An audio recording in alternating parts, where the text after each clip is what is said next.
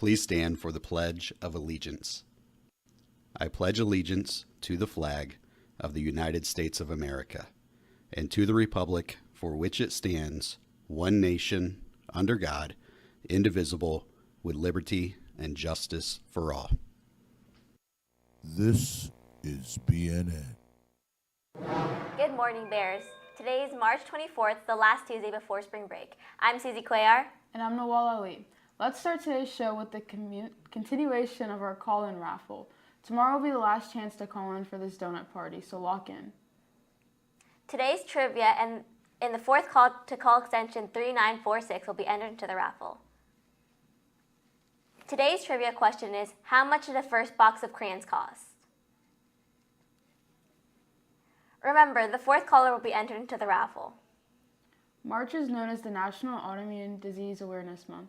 50 million Americans are affected by autoimmune diseases such as lupus or type 1 diabetes, and this month serves to reduce the stigma surrounding people with these diseases. BNN correspondent Kaylee Shoemaker has more. In our hallways, you see hundreds of faces every day, but for many, what you see on the surface doesn't tell the whole story. This is the reality of invisible autoimmune diseases. An autoimmune disorder happens when the body's defense system mistakenly attacks healthy cells. Because the damage is internal, many people look fine while experiencing intense pain or exhaustion. There are deep misconceptions about these conditions. Celiac disease isn't just a lactose-intolerant style stomach ache or a diet choice. It is an immune reaction to gluten that causes permanent organ damage. Lupus is another widely misunderstood condition. It isn't contagious and it isn't cancer. It's a chronic disease where the body attacks its own tissues, often feeling like a permanent case of the flu. Vertigo isn't just feeling a little dizzy. For those with the autoimmune inner ear conditions, it feels like the entire room is spinning uncontrollably, making even standing up a feat of strength. Since the pandemic, we've seen a surge in cases of POTS, a heart rate condition. The common misconception is that it's just being a little dizzy or having a fast heart rate after gym class, but the reality is much more systematic. Imagine your body's autopilot, the system that controls your blood pressure and temperature, suddenly stops working. For students with POTS, simply standing up to change classes can feel like running a marathon while holding your breath. When a student needs the elevator, misses class, or sits during a pep rally, it isn't laziness. It's a calculated choice to manage a flare-up, a period where symptoms become unbearable. You're not alone in this fight.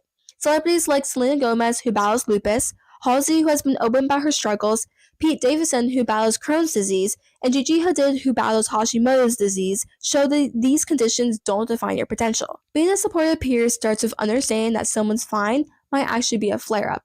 Compassion is the best medicine we can offer. Thanks, Kaylee. We have a few sporting events tonight, so let's send it over to Vanchika for more of that.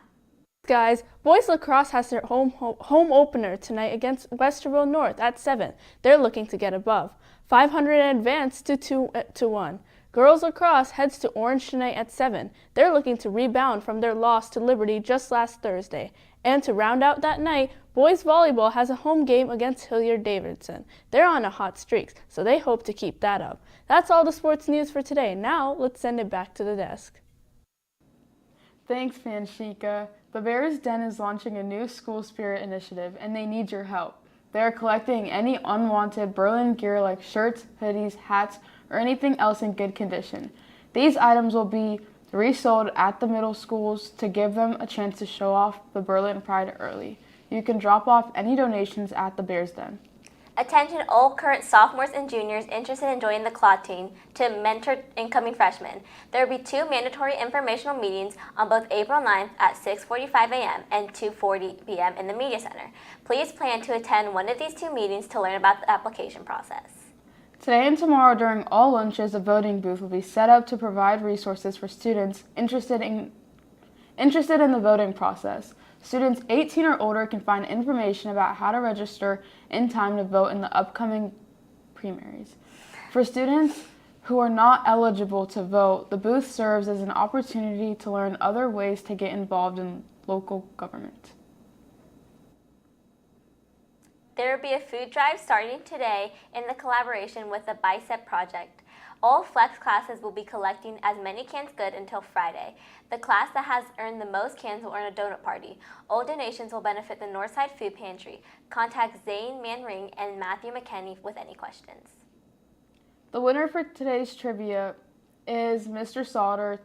The answer to today's trivia question was 5 cents. In 1903, the US dollar had roughly 37 times more purchasing power than it does today. Susie, did you know a donut cost 1 cent back then? Wow, that's so cheap. Speaking of donuts, remember that tomorrow will be the last day to call in and enter for the donut raffle party. We will announce the winner on Thursday. Well, that's all the news we have for you today, Bears. We will see you back here tomorrow for all things covering Berlin and beyond. Gauze Gauze up. up.